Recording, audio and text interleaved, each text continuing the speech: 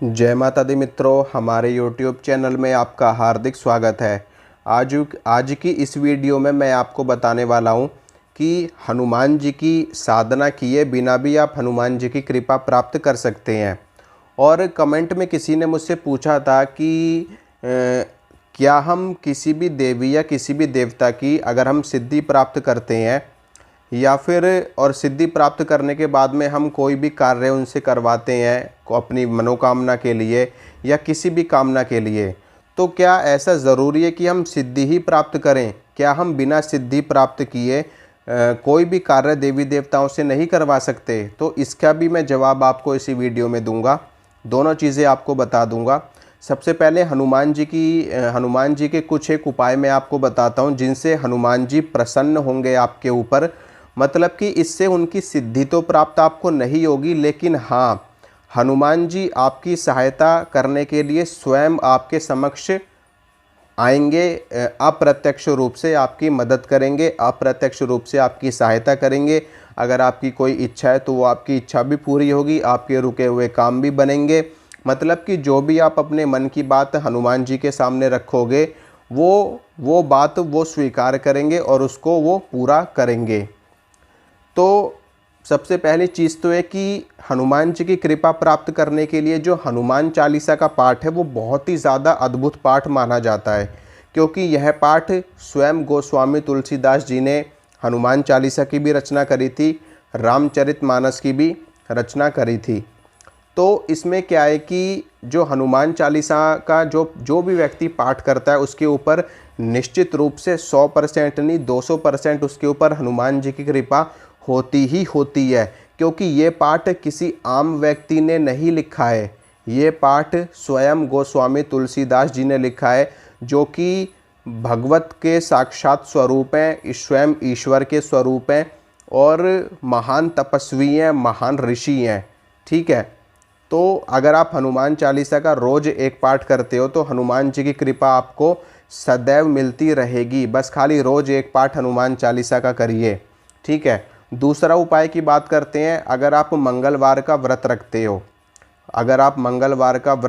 हो, आप कोई भी साधना मत करो, किसी भी मंत्र का जप मत करो, बस खाली आप मंगलवार के व्रत रखो, तो इससे भी आपको हनुमान जी की कृपा मिलेगी, हनुमान जी का आशीर्वाद मिलेगा। मंगलवार का व्रत रखो और हनुमान जी को अपने सामर्थ्य के अनुसार प्रसाद चढ़ाओ, चाहे बूंदी चढ़ाओ, चाहे बूंदी के लड्डू चढ़ाओ, चाहे और कोई प्रसाद आपके मन में हो, आपके अंदर आ रहा हो कि मुझे ये चढ़ाना चाहिए हनुमान जी को। गुड़ चने का भोग चढ़ा सकते हो, रोट का प्रसाद लगा सकते हो आप उनको। ठीक है, और मालपुए का भोग आप उनको लगा सकते हो, बूंदी के लड्डू का भोग आप उनको लगा सकते हो। तो जो भी आपकी इच्छा हो वो आप हनुमान जी को अर्पित करो, तो इससे भी आपको हनुमान जी की कृपा प्राप्त होगी। इसके अलावा भगवान श्री राम का नाम, अगर आप नियमित रूप से भगवान श्री राम का नाम जप करते हो, आप हनुमान जी का नाम मत लो, ना ही हनुमान चालीसा पढ़ो, ना ही हनुमान जी को पुकारो, ना ही हनुमान जी का व्रत करो, हनुमान जी के लिए आप कुछ भी मत करो। बस खाली आप भगवान श्री राम का नाम जप करो, यानी कि सीताराम सीताराम सीताराम आप बोल सकते हो, श्री राम श्री राम श्री राम बोल सकते हो, श्री राम जय जय राम आप बोल सकते हो।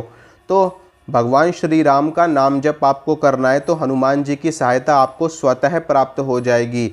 अलग से आपको हनुमान जी का नाम लेने की आवश्यकता ही नहीं है, क्योंकि श्री राम दरबार में हनुमान जी भी मौजूद हैं। तो जब आप राम दरबार का स्मरण करोगे तो उसमें हनुमान जी भी स्वतः आपकी सहायता करने के लिए हाजिर हो जाएंगे। तो ये चीज़ है। इसके अलावा अगर आप हनुमान जी को बस दिल से याद भी कर लेते हो ना, बस खाली आप एक नियम बना लो कि हमें मंगलवार के मंगलवार हनुमान जी के मंदिर में जाना है और हनुमान जी को प्रसाद चढ़ाना है और वहीं पर बैठ करके हनुमान चालीसा का एक पाठ कर लेना है। सिर्फ मंगलवार के मंगलवार भी अगर आप करोगे तो भी आपके ऊपर हनुमान जी की और मंगल ग्रह की कृपा आपके ऊपर स्वतः हो जाएगी और हनुमान जी के आशीर्वाद से आपके सारे कार्य सिद्ध हो जाएंगे, सारे काम आपके बन जाएंगे। तो ये 3-4 उपाय मैंने आपको बताए, इनमें से कोई भी आप एक उपाय कर सकते हो या आप सारे उपाय कर सकते हो, जैसा आपको उचित लगे आप वैसा कर सकते हो।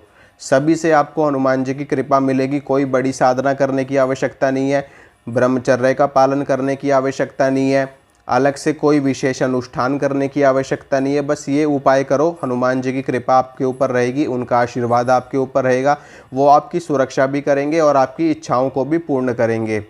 अब बात करते हैं क्या देवी देवता की सिद्धि किए बिना भी हम देवी देवताओं से अपना कार्य करवा सकते हैं? क्या ऐसा संभव है?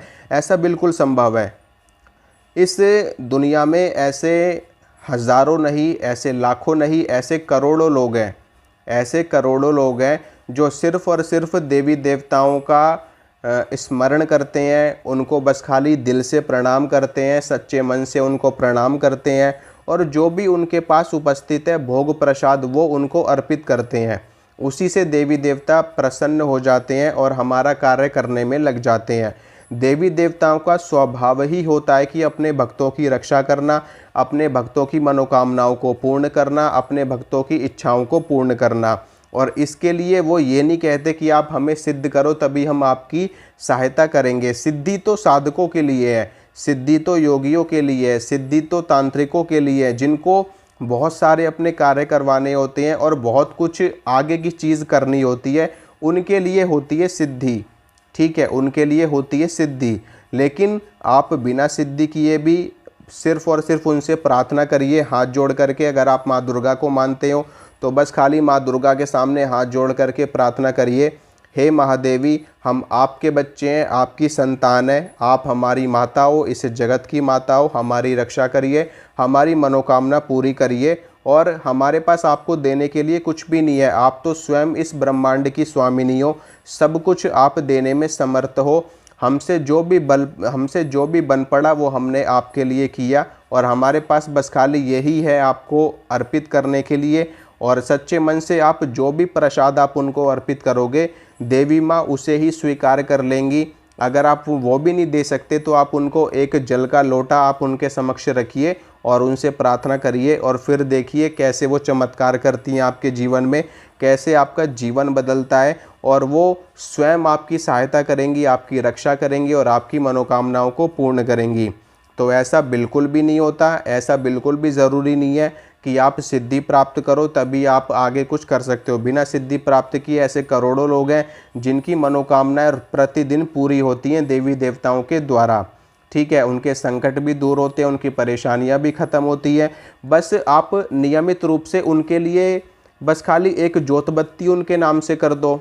अगर आप कुछ भी नहीं कर सकते तो आप उनके नाम की एक धूप बत्ती जला दो, बस एक धूप बत्ती जला दो, और हफ्ते में एक दिन, शुक्रवार को या शनिवार को या बुधवार को, जो भी दिन आपको सही लगे उस दिन आप उनको प्रसाद चढ़ा दो और उनको प्रणाम कर लो। बस इतने में ही आपका काम बन जाना है। ऐसा कहीं भी नहीं है, ऐसा किसी शास्त्र में नहीं लिखा कि आपको सिद्धि प्राप्त करनी पड़ेगी तभी आप देवी देवताओं से अपना कार्य करवा सकते हैं। और पहली बात तो है कि देवी देवता आपका किसी भी कार्य करने के लिए बाध्य नहीं हैं। वो इस ब्रह्मांड की सर्वोच्च शक्ति होती हैं, सर्वोच्च सत्ता उनकी होती है। वो सिर्फ़ और सिर्फ आपके मन के सच्चे भाव को देखते हैं, आपके अंदर की भक्ति को देखते हैं, और उसी के आधार पर वो निर्णय करते हैं कि उनको आपकी सहायता करनी है या नहीं। ठीक है, तो जिसके मन में सच्ची भावना है, जिसके मन में सच्ची श्रद्धा है, उनका काम तो वैसे ही बन जाना है, उनका काम तो वो वैसे ही कर देंगे, बिना किसी भोग प्रसाद के, बिना किसी पूजा के, बिना किसी जप तप के। तो अपने मन में सच्चे भाव रखिए उनके प्रति, उनको दिल से प्रणाम करिए। अपने मन में छल कपट मत लेके आना कभी भी। अगर आप देवी देवता की उपासना करते हो, साधना करते हो, मन में अगर छल कपट है तो चाहे कितनी भी साधना कर लेना, कभी भी आपको सिद्धि प्राप्त नहीं होगी, कभी भी आपको ईश्वर की कृपा नहीं मिलेगी। उनको बस खाली सच्चे मन से पुकारो, प्रणाम करो, और जो भी आपके पास है वही आप उनको अर्पित कर दो। अगर कुछ भी नहीं दे सकते तो बस उनको धन्यवाद करो, उनसे आशीर्वाद मांगो, उनसे प्रार्थना करो, उसी में आपका सारा काम बन जाएगा। ठीक है, तो आशा करता हूँ आपको समझ में आ गया होगा। चलता हूँ मित्रों, मिलूँगा आपसे अगली वीडियो में। जय माता दी।